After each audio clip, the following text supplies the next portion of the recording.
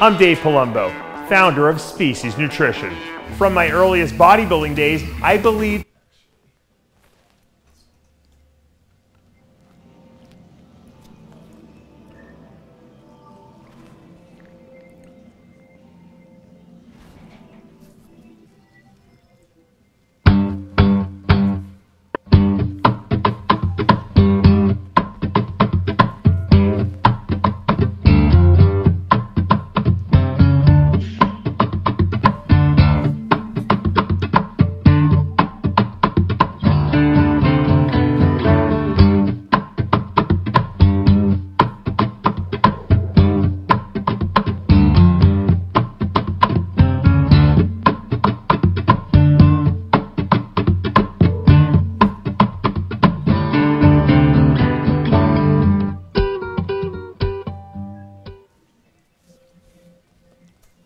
I'm Dave Palumbo, founder of Species Nutrition. From my earliest bodybuilding days, I believed in only putting the best in my body.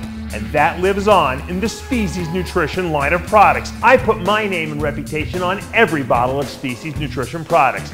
If you want to be your absolute best, join the evolution.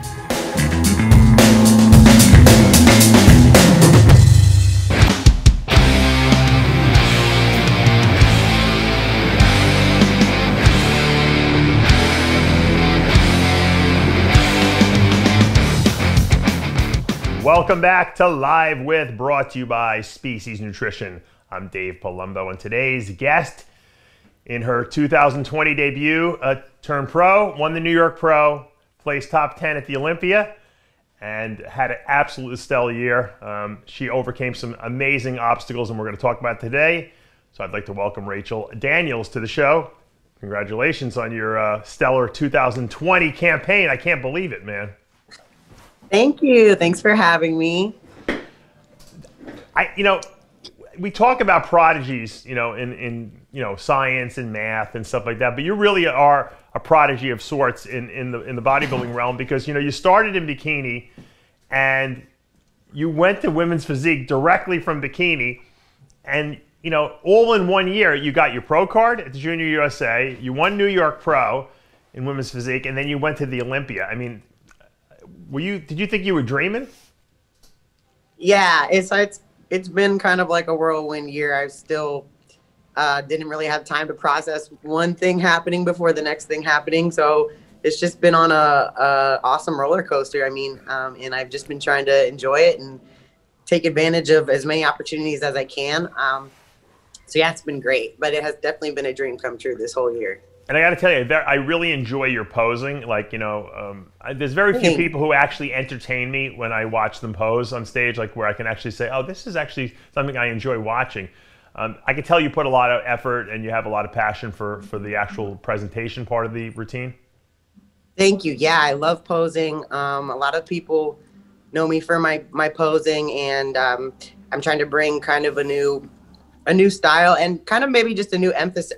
Bring back the emphasis that I think used to be on posing, and I think kind of got lost somewhere along the way, maybe when it stopped being judged. But I think it's really important, whether it's your passion or not, posing can make or break a physique. I used to be a dancer, so I have a certain passion for it, I guess. But so I try to kind of combine both to the best of my ability. And yeah, I love posing, so I appreciate it. I try to give everyone a show and make them feel something. Now, you have a good story, and I always tell people I like a good story. People contact me all the time. They want me to, I won this, I won that, I turned pro, can I come on the show? And you, very rarely do I say, do I ever blow anyone off? I believe everyone has a good story. It's just a matter of finding the story. But you have a really good story, because you were like, a pretty high level, I believe, level 8 gymnast, when you were a kid. And then, at 14, you kind of like, you had I guess a scoliosis back issue. Tell us what was going on and how you got into the whole gymnastics scene to begin with. Oh, well, as a kid, I just was a big ball of energy. So my parents, from like pretty much since I could walk, threw me in gymnastics, whether it was like tumbling with toddlers or whatever it was. Right. And I was always a gymnast. And then as I got older, I got more competitive at it. And that was my whole life, 6 days a week, 2.5, 3 hours a day after school. I was at the the gym, not weight training, but obviously gymnastics. And sure. I was adopted, so we didn't really have any medical history on what to expect. And I did have scoliosis, like you said, which is genetic. And it usually starts, it's a abnormal curvature of the spine for people who don't know. So as you start growing more in, you know, the adolescent years, like 11, 12, 13, 14 puberty range, your spine starts really growing. So that's when I started it started really getting bad. And when I was like 11, I saw a spine surgeon, and he told me I should probably wear a brace 23 hours a day and stop gymnastics. And I was like, I'm not doing that. So then by the time I was 14. Yeah, hold on, I have to stop you. I have to imagine that flipping and doing vaults and all that stuff probably is not the best thing for your spine, especially when it's not straight, right? Well, actually, like, I don't think they said it was bad for it. Like, if anything, I was probably strengthening the muscles around my spine, which helps support it. Right. But it was just the only reason that I would probably have to stop is because they wanted me to wear this brace that would keep me straight all the time, and I wouldn't be able to flip around. Gotcha. So, but I said no. So by the time I was 14, they were like, you're gonna, you know, you need this reconstructive surgery. You're not gonna make it to your 20th birthday. And they were like, the brace probably wouldn't have helped anyways. It's pretty bad. It probably would have got bad regardless. Were you in pain? Were you in pain at this point? Yeah, towards the end I was in pain. Like, I couldn't really stand up for more than like a couple minutes because my spine was like starting to push on my major organs, like my lungs and stuff. Oof. And so it was very painful. And on this my is not diaphragm, like a minor case of scoliosis that you hear most kids have. Oh, no.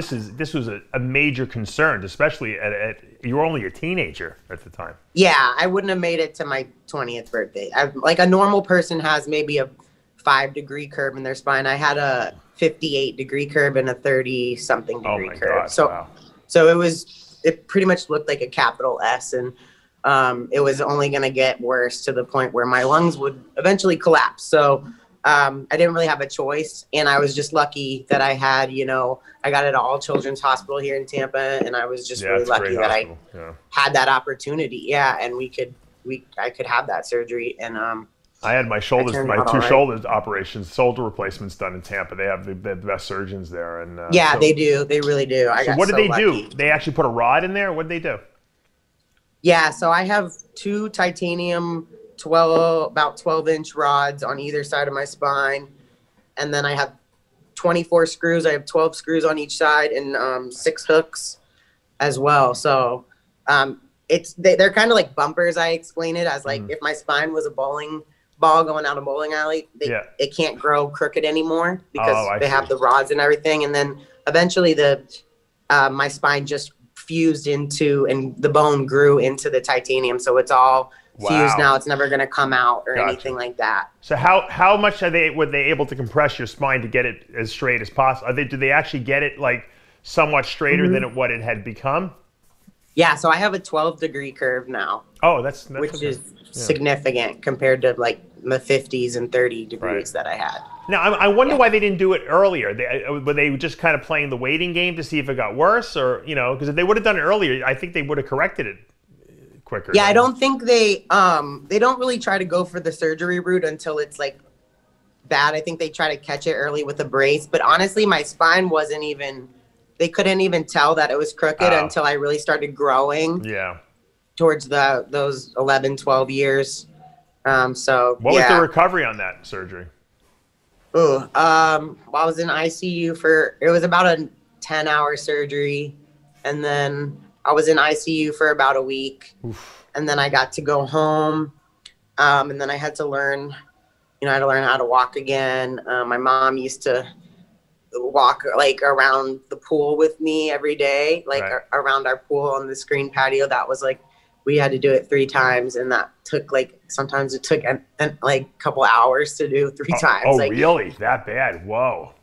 Yeah, so I had to learn how to walk again and do pretty much everything. What was, in other words, why'd you have to learn how to walk? Were you in pain, or was it like you just the muscles weren't working properly after that? Yeah, both. A little bit of both. Yeah, and they cut, and they also cut some nerves along the way when they're in your back. Like the left side of my hip, I don't have any really nerve feeling like in a certain part of it. Gotcha.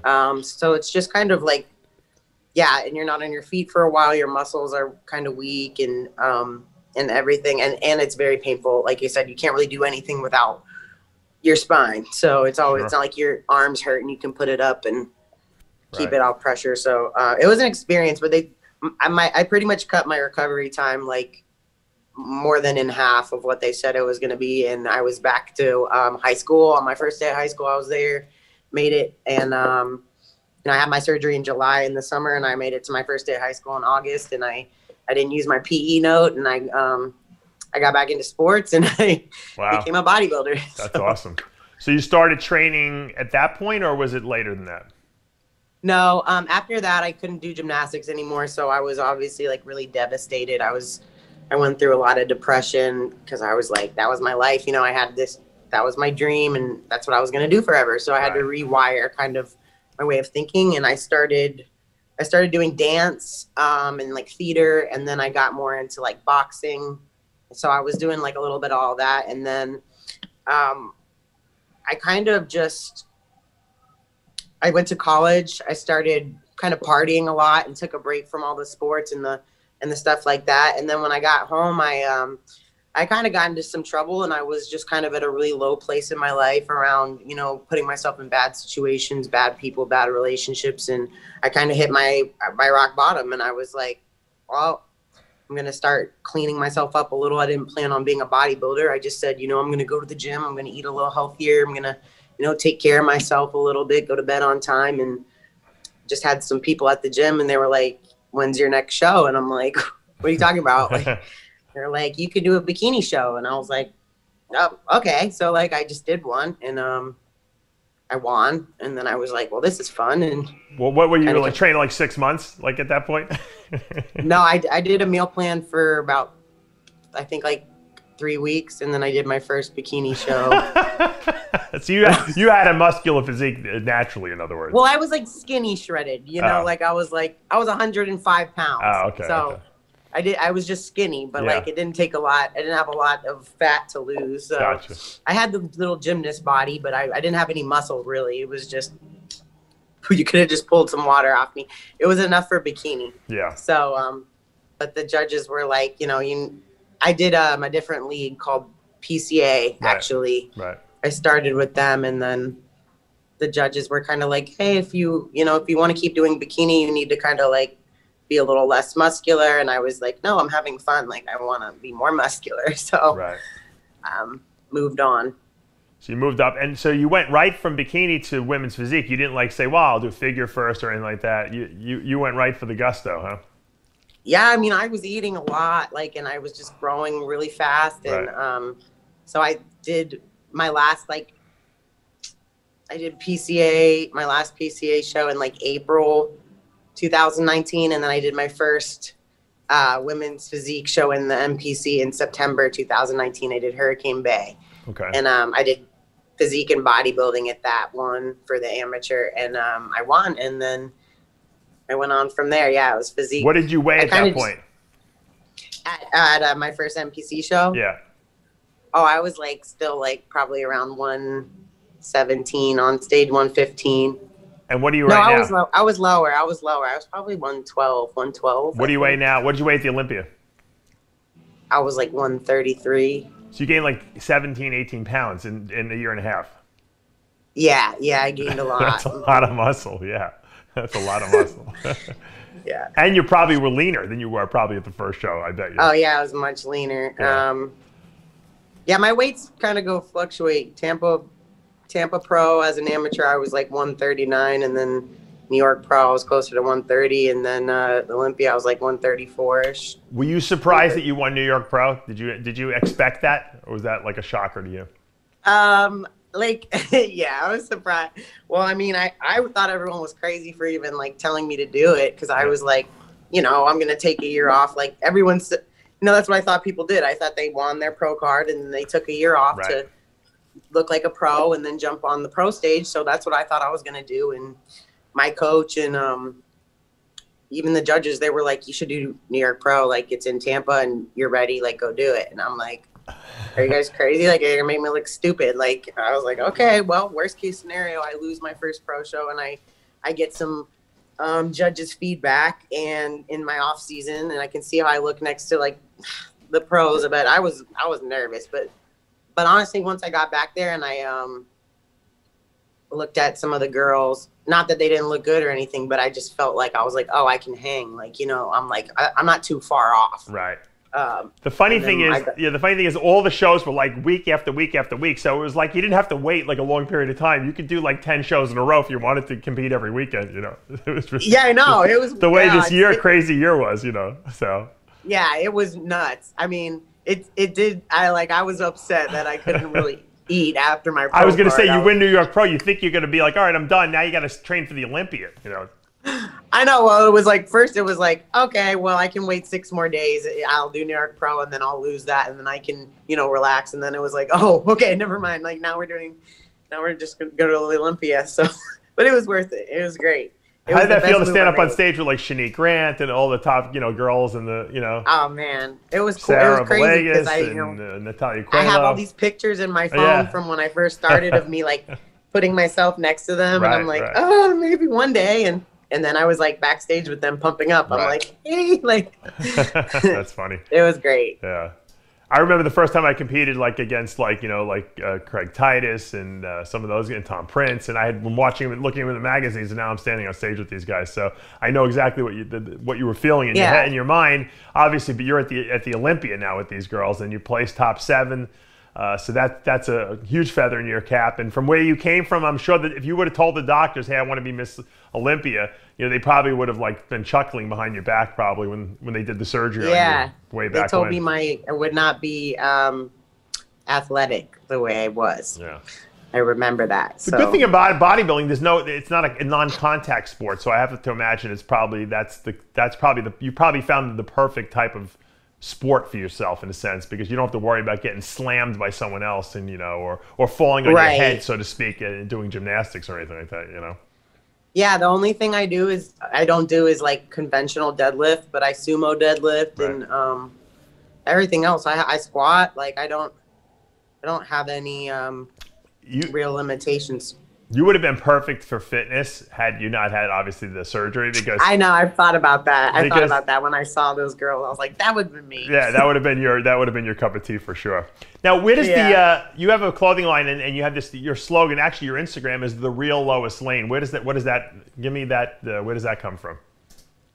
It's kind of like my own personal reminder of my past, I guess. I mean, obviously Lois Lane is, if you just look at the face value of it, she's Superman's girl. But to me, you know, when I first started bodybuilding, like I said, I was in a dark place. I was in a really, really bad abusive relationship. And I was kind of at the point in my life where I always expected credit for things I hadn't earned yet. I kind of played the victim role a lot, and I always wanted either a guy or like someone else to save me. Kind of like, you know, Lois Lane, like she always needed saving kind of deal. Yeah. So that's kind of how I related to that. And inside, if you're into comics and some of the write-offs of Superman, Lois Lane actually becomes she gets superpowers and becomes Supergirl in some of them. So that's kind of like how I felt on my journey. I went from like this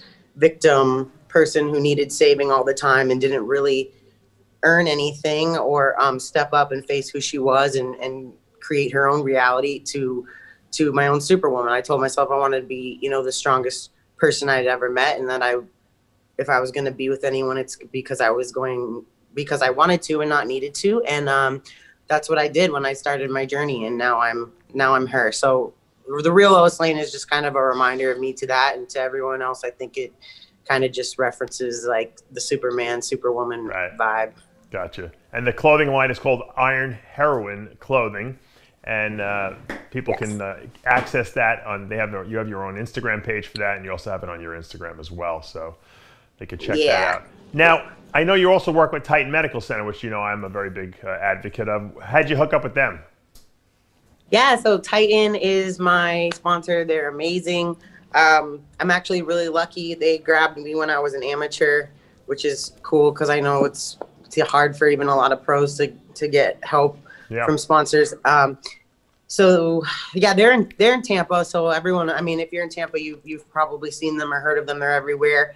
So I heard great things about them, and John and Charisse, asked me to come in. I had a meeting with them a while ago, and I told them what I was trying to do, and I told them, I'm not an amateur. I haven't done a lot yet, but I'm planning on doing some big things, and I really believed in their company, and I didn't want to get with a company that, a lot of people get with these companies, they don't even use their products and things like that. And I always wanted to get with something that I can pump out, especially to my fans, and be genuine and say, I actually use their stuff. And I do. And I believe in their product and their motto and their values as individuals. So we got on board, and they've been my family ever since. So that was probably March. It's been almost a year I've been with them, and they've stuck with me, and through all of this until I turned pro, and John told me I was going to win New York Pro, and I told him he was crazy, and you were a good investment, that's for sure. They definitely picked well with you. What products do you like of theirs? I have my favorite's the injectable glutathione. What product do you like the best? Yeah, that's one of mine. The glutathione I do every day, definitely, and I do Titan Complete just because that's like my multivitamin pretty much. And the absorption rate on all of these injectables are way better than just putting a bunch of orals into us all the time. A big lifesaver for me that I do with them is their peptides, BPC 157 and TB 500. They're healing they work good by themselves, but together I've found work way better with just healing like tendon, ligament injuries, things like that. Recovery, because I've got a shoulder issue it's more of an overuse issue. It's not like gonna heal a tear or anything, but just as much as I pose and stuff, especially closer to shows, I'll do like 2-week round of that together and patch me right up. For people who don't know, you don't have like leprosy or the measles. That's from cupping. Oh yeah, right? That's from the cupping therapy. Yeah. It's cupping for my shoulder. People next thing you know, people say that you got some no, they disease do. Or something my mom like is like, oh my God, what happened to you? I'm like, I'm okay. Well, what's the plans for 2021? Well, I got top 7, which is really awesome to me for the Olympia, but I need top 5 to requalify. So I do need to requalify for the Olympia. So I'm gonna have to do another pro show. I'd like to win another pro show, obviously. So I need a little bit of a break since I've been prepping for so long. I think a good timeline would be to do something like Chicago Pro in the beginning of July, or Tampa Pro in the beginning of August. Those are kind of what I'm looking at now. But again, like we don't even know. We don't even know when the Olympia is going to be, right? It could be in December. Yeah, the whole schedule could just go out the window. Right. Chicago Pro was in Atlanta last year in what, like November? So now, like the Arnold is supposed to be in September this year. Now, would you ever like apply to do that show? I mean, that's a big one. Yeah, I saw that. So I mean, yeah, I would, but the way I'm looking at it is I want to win a pro show to qualify for the Olympia again, and that's probably going to be the last, I think, one in America, right? Maybe. I don't know because I don't know what's going to happen to the schedule at this point. Because if the Olympia gets pushed, my strategy wise would be to at least have do one and then have a backup in case I don't win that one that I can hop in. Right. So that's kind of what I'm doing with Chicago and Tampa. But if Arnold's there, if it's the last one and I hop in, I would do the Arnold. Why not?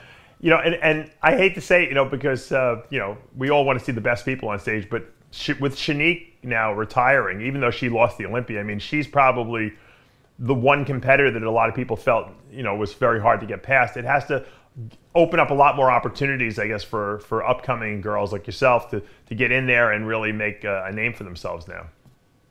Oh, yeah, absolutely. She was a phenomenal competitor. Yeah, her body was genetically just insane, and I'm sure she worked hard too. But at the end of the day, everyone's beatable, and competitively, that's just an advantage to any women's physique Olympian. Absolutely. To not have to worry about I mean, you'd be lying to say it wasn't, right? Yeah. I mean, come on. If we're being honest, yeah, Yeah. That's good news. It's like when Mike Tyson was knocking everyone out. If he would have said, hey, I'm going to step away for a couple of years, you know, I'm sure the other boxers wouldn't be so disappointed in that, you know. Yeah, like I wish her the best and everything, but strictly competitively speaking, that's good for me. Yeah.